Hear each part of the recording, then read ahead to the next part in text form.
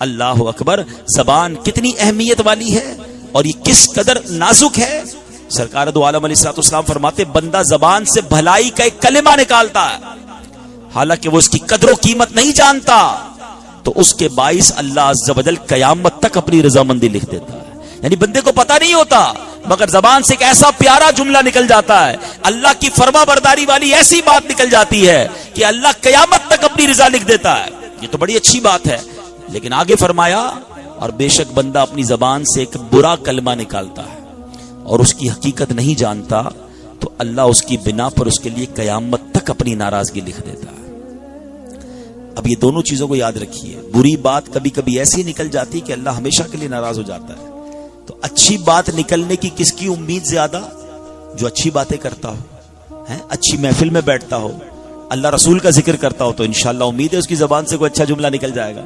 جو سارا دن بے حیائی کی باتیں کرتا ہو، گالی گلوچ، غیبت، دل آزاریاں، ابے تبے، تو تڑاک، مذاق مستی، لوگوں کا دل دکھانا، تو اس کی زبان سے تو ہو سکتا ہے بہت سارے برے جملے نکل جائیں۔ تو زبان بڑی نازک ہے۔ نبی پاک علیہ الصلوۃ والسلام فرماتے ابن آدم کی اکثر خطائیں اس کی زبان سے سرزد ہوتی ہے۔ یہ زبان دیکھیں نا، 32 چوکیدار لگائے گئے ہیں زبان کے آگے، اور کسی پارٹ آف دا باڈی کے آگے اتنے چوکیدار نہیں ہیں، 32 دانت ہیں، مگر یہ اس پہرے کو بھی توڑ کر جب چلتی ہے تو کتنوں کے دل توڑ دیتی ہے۔ نافرمانی اس کے ذریعے ہو جاتی ہے۔ احتیاط، وہ کہتے ہیں نا، آپ نے دعوت اسلامی کے ماحول میں مدنی چل پر ایک نعرہ سنا ہوگا، پہلے تولو بعد میں بولو۔ آپ کبھی بھی جو ہے نا، ایسا کئی بار ہوا ہوگا، بول کر پچھتائے ہوں گے کہ یار کاش نہ بولتا، یار دوستی چلا گیا، پارٹنرشپ بھی ختم ہو گئی، رشتہ ہی ٹوٹ گیا، اگلا ناراض ہو گیا، بولنا نہیں چاہیے تھا مجھے یہاں پر۔ آپ بول کے کئی بار پچھتائے ہوگے، آپ خاموش رہ کر کبھی نہیں پچھتائے ہوں گے۔ کہتے نا ایک چپ 100 سخ، مگر چپ ہے ہی نہیں۔ ہم تو کہتے ہیں میں تو جواب دوں گا، میں تو بتاؤں گا میں کون ہوں، اور اتنا بولتے ہیں کہ نہ جانے کیا کیا بول جاتے ہیں۔ کم از کم بولتے وقت یہی خیال آ جائے کہ میں جو کہہ رہا ہوں یہ کرامن کاتبین فرشتے لکھ رہے ہیں، اور قیامت کے دن جو میں نے کہا یہ سب بولنا پڑ گیا تو کیسے سناؤں گا اللہ کی بارگاہ میں، جہاں پہ سارے نبی ہوں گے، سارے اولیاء ہوں گے، میرے سارے چاہنے والے ہوں گے، اور مجھے کہا جائے گا جو دنیا میں کہا تھا سب پڑھ کے سناؤ۔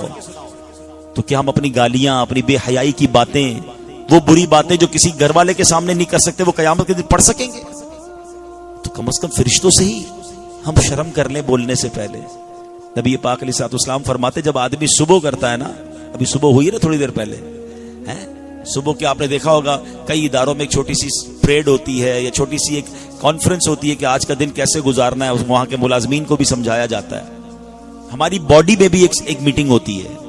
اللہ کے نبی علیہ الصلوۃ والسلام فرماتے جب آدمی صبح کرتا ہے تو جسم کے سارے اعضاء، all part of the body, زبان سے کچھ کہتے ہیں اے زبان تو ہمارے معاملے میں اللہ سے ڈر، کیونکہ ہم تیرے تابع ہیں، تیرے ساتھ ہیں اور تجھے فالو کرتے ہیں، اگر تو سیدھی رہی تو ہم سیدھے رہیں گے۔